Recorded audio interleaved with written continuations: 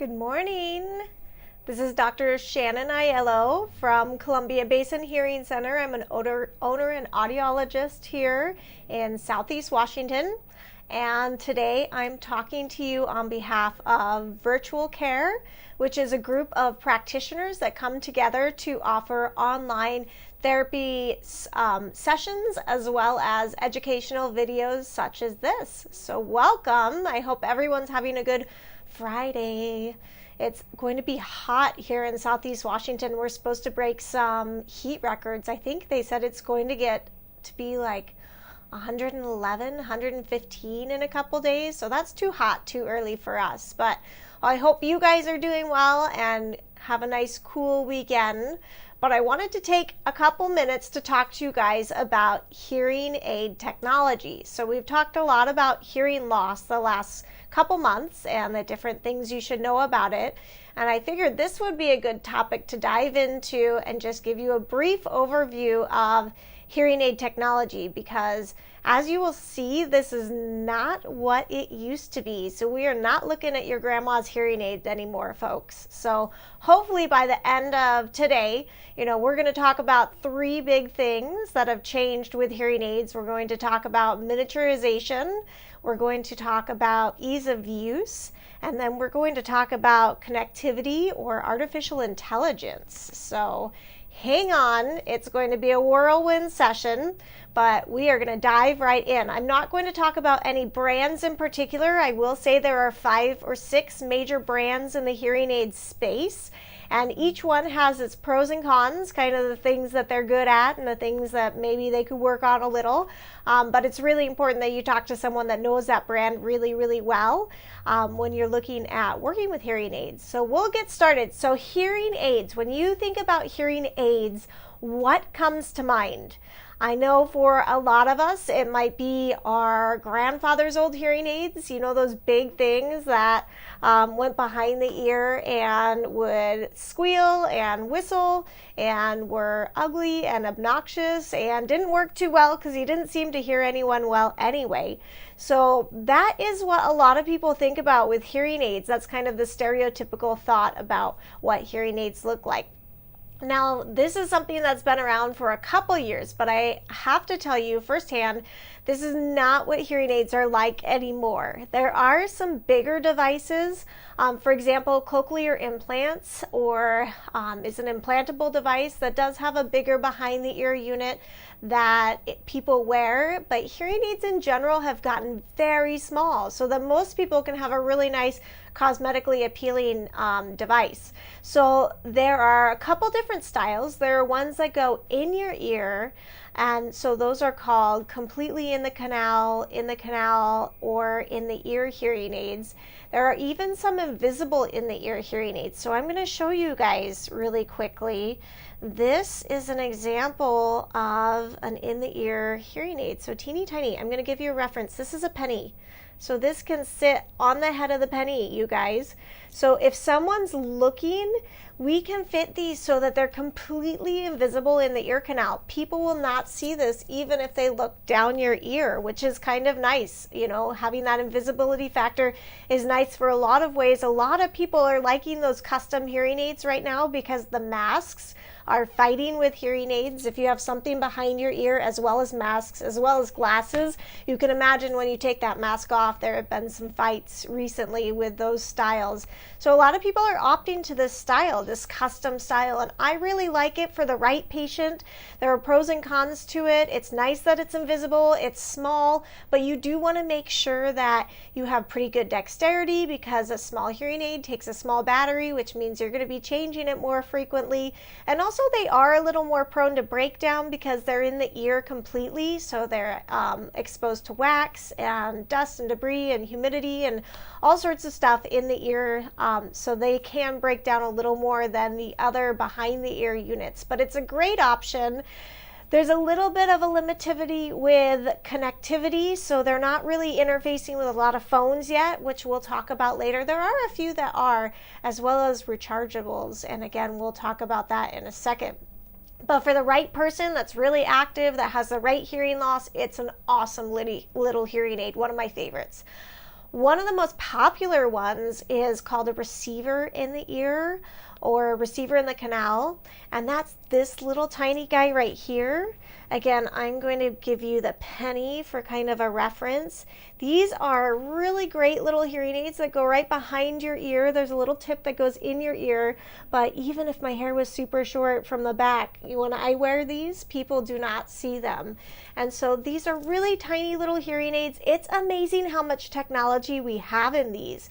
These actually have more computing power than your personal computer 3 years ago.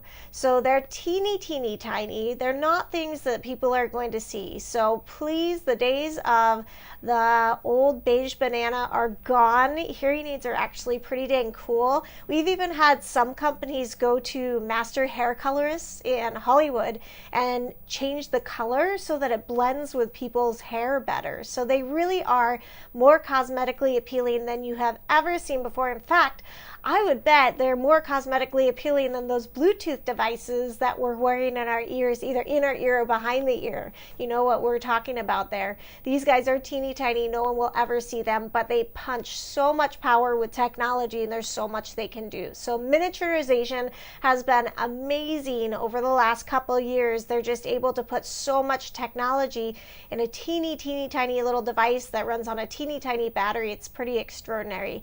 So that's a big change. Anyone who thinks that hearing aids are big and ugly, get that out of your head. Those days are gone. So they're also becoming easier and easier to use. So there's a couple different things we can look at with this. One, the sound processing has gotten so much more advanced than it used to be. Even 10 years ago, hearing aids they were more complicated than amplifiers, but there was still a lot that we had to counsel our patients on with getting used to the sound. And so maybe it had a little noise reduction, but it is not even close to what we have nowadays. Even just the last 5 or 3 years, it's amazing how much that's changed. So we can reach a broader speech range with frequencies, whereas before we were pretty limited. We could only amplify certain ranges. That's reaching out to over about 8,000, 10,000 hertz now, which is wonderful. It gives us some more of the speech details and speech clarity than we were able to access before. And it's also gotten better automatically with its noise reduction. And so before, with hearing aids, 5, maybe even 10 years with some of the simplistic noise reduction, you would go into an environment and it would say, okay, I'm in noise, and make a change. And some patients could actually hear that change and it reduced everything or changed the overall sound.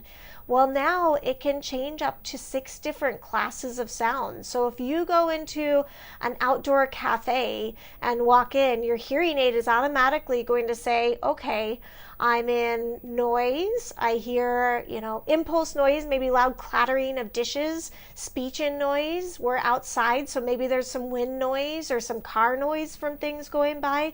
And it can engage all those automatics to try to pull out the speech and separate the noise. So that's pretty dang exciting because people are hearing better in noise than they ever have been before. Now, as you get higher in hearing aid technology, they get better with noise reduction. We still have entry-level hearing aids that don't have as much reduction, but it still has some reduction to help in those situations. So that's really exciting, is they're becoming smarter. Some are even using artificial intelligence to kind of track how you like to hear and then gauge when you're in those different environments. It will automatically make those changes based on your preferences using artificial intelligence. So it's pretty crazy what they're doing with that. So we can set these up pretty automatic, whereas before people would have to adjust the programs or adjust the volume. The hearing aid's really thinking for itself so that we can set that up. So you just have to worry about getting it in your ear and going, which is really exciting. Another thing that's changed is we have finally seen the coming of rechargeables to hearing aids. Now, this technology has been around for a while, but it has not been with a good company. And so the last couple years, we've seen all the major good hearing aid companies come on board with a lithium-ion rechargeable system that is working fantastically. I'm loving it for my patients with dexterity issues that maybe can't handle those small batteries because they typically have to be changed about once a week. It is so nice to just take those hearing aids out of your ear, put them in the charger, and then in the morning they're gone, they're ready to go, they're charged. So that is really, really making it a lot easier for patients to kind of handle and manipulate their hearing aids, whereas before you might have been caught somewhere with a dead battery, or it might be hard to manually control those batteries and change them. Now it's so easy. You just put it in the charger and you're up and going the next day. So they really are easier to use than ever before, and fitting better in the ear and sounding better than ever before. So that's really exciting to us. One of the big things that's changed over the last 5 years or so is connectivity. So hearing aids are no longer hearing aids, you guys. These are little mini Bluetooth devices that can do so many things. Your friends with normal hearing would be jealous if they can hear all the things that you can with your hearing aids. So hearing aids are now interfacing with smartphones, which gives so many options for people when they're using their hearing aids. One, we have our Bluetooth connectivity. So a lot of people have a hard time hearing on the cell phone, which is because it has a really limited frequency range and it tends to be kind of distorted. It can cut in and out. It's just a bad acoustic signal anyway. Well, now you can pair these hearing aids to your phone, and so when you get a phone call, you answer it like normal, and it streams the sound into both of your hearing aids. So it's a corrected sound, and you're hearing from both ears, which has been a huge game changer for patients. So they're able to hear on the phone better than ever, or listen to music, or stream their favorite podcasts right into their hearing aids without having to take their hearing aids out and put headphones in, and maybe it's a good sound, maybe it's not. People are loving that feature. But then all the companies have developed apps as well. Now again, this is something that you don't have to use. If you just want a hearing aid that's going to work well, awesome. They have that option and you don't have to engage it. But for those that are more tech savvy, these apps are amazing with what you can do with them. So it kind of converts your cell phone into a little mini remote control. So if you don't want to reach up and make some changes, or if you really want to make an adjustment but don't want to make it so obvious, you can open that app and make changes to the volume, to the frequency spectrum, to the noise reduction. You can even customize certain settings. So let's say that I go to coffee every week with my friends and I have a hard time hearing there. I can open my app and adjust that sound so that it is exactly how I want to hear. And then I can save that setting and geotag that location. So every time I walk back into that cafe, it's going to automatically go into that setting. Most companies have up to 16 of these different memories. So you could have a custom memory for how you want to hear in church, in the cafe, at the movie theater, or your favorite restaurant. It's really nice because it gives patients some of the capability that we've had all along to adjust the hearing aid, but you guys can adjust it in your real world situation to make sure your hearing is optimal as possible. So that's amazing. People are loving that. Some other things that they're doing, a couple companies have, actually one company in particular has integrated some health features into their hearing aid. So can you believe there's a company that their hearing aid has fall detection? How amazing is that? It's integrated into the app and it's automatically programmed to detect falls if it's turned on. It knows the difference between a fall and a trip and a drop.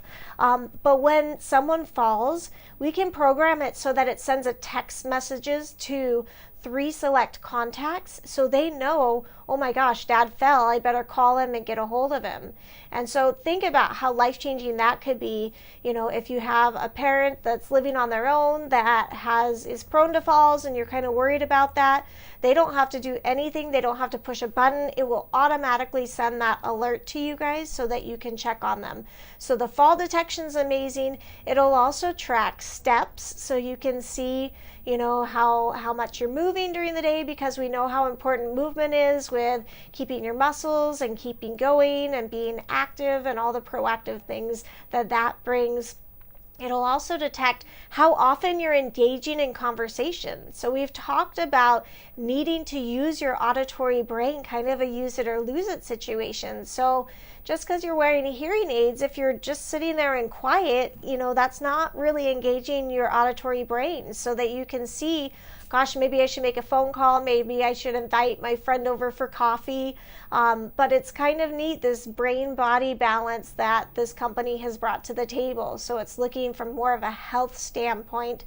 And then they even have a caretaker app. So if my mom lives in Florida and I want to check to see her stats, if she's walking this day, if she's talked to anyone, if she's using her hearing aids, I can get into my caretaker app and I can see all that thing. So if I see that mom's not using her hearing aids, or gosh, mom has only walked a few steps today, I can give her a call and say, hey, have you seen your neighbor Mary yet? How's she doing? Maybe you want to go visit her. So there's a lot of options that you can do with the hearing aids. It's pretty incredible. They also have remote programming, which is something I'm so excited for my patients, but I can relate as a busy working professional. It's hard to take time off during the day to go to doctor appointments. And of course, when I get off at night, most of them are closed. And so in the past, when people needed hearing changes, they would have to schedule an appointment in office with me. Now these hearing aids, you can go into the app and you can almost like text me a message saying, hey, my hearing aid's too soft or too loud.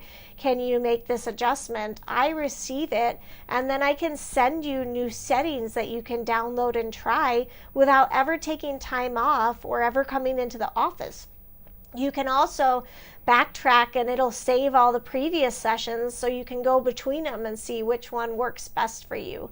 So that is so exciting. There are so many things. There's a Find My Hearing Aid, which is great for my patients maybe with dementia or Alzheimer's that might be a little more prone to losing things, or God forbid, maybe they walk out the door and you don't know where dad went. If you have that caretaker app or you have their phone, there's a Find My Hearing Aid feature that you can engage. This works really well. We actually have firsthand experience. My husband lost his hearing aids in a pumpkin patch of all places, and he realized it when we were about 30 miles away, opened the app, went back, and was able to find it in the middle of a pumpkin patch. It was actually, he drove over it. It was buried in dirt. It was still working, so they're durable than ever, which is another thing we could talk about, but they're more durable, more water resistant, more dust resistant, and he was able to find it, which is great. Rather than buying brand new hearing aids, you're able to go into that Find My Hearing Aid feature, which I think is really exciting. So it's amazing how much they've integrated with the phones and the other technology to really blend those two technology devices. We see a lot of things on the horizon. There's a lot of, you guys have probably noticed, there's a lot of different devices over the counter and online. As of yet, I'm not finding any that are as sophisticated as what we're seeing in the clinic. And also, please know, we're excited about these. I know Apple has something on the horizon, which I'm so excited to see what they bring, because as more people are able to access hearing help, that's a wonderful thing. And some patients might do really well with those, but also keep in mind there's a lot of care and maintenance that goes into a hearing device. You're not just buying a widget. It's not just like glasses where you put them on and maybe adjust the frame a couple times. We have to see our patients regularly. We see them about 6 times in the first year for the fitting, counseling, care and maintenance, follow-ups, cleanings, adjustments.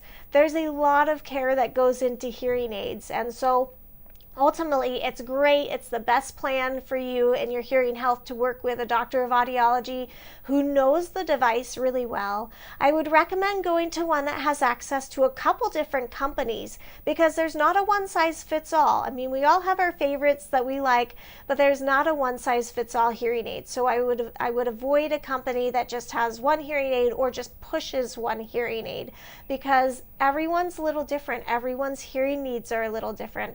But also also make sure when you are talking about hearing aids and looking at investing in hearing aids, you're asking about the follow-up care, because really that's what makes people successful in the long run. Hearing aids lifespan are usually about 4 to 6 years. So about 5 years, there's been enough technology change and maybe it's not working quite as well as it used to that you want to maybe look at upgrading. But you need continuous care during that time, cleaning, maintenance, free screens, adjustments to make sure that hearing aid is optimized and working for you just as well in 4 years as it did when you bought it in 1 year. So that's what I have to say about hearing aid technology. If you have any questions, leave it in the comment. I'd love to hear from you and answer questions, or if you have any other topics you'd like me to talk about, I'd be happy to plan a session around that. But I hope this was helpful, and I wanted to wish you guys happy hearing from Columbia Basin Hearing Center. Have a great weekend, and thanks for tuning in. Bye.